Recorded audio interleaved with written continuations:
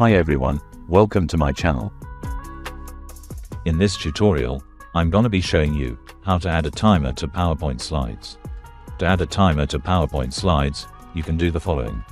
Select the slide where you want to add the timer. In the PPT toolbar, click on Add In, then search for Timer, and click on Break Time.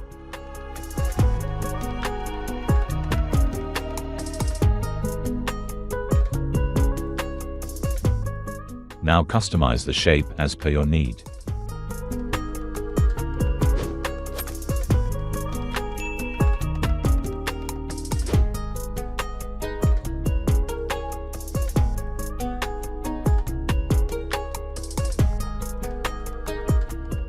That's it. Very simple and very easy.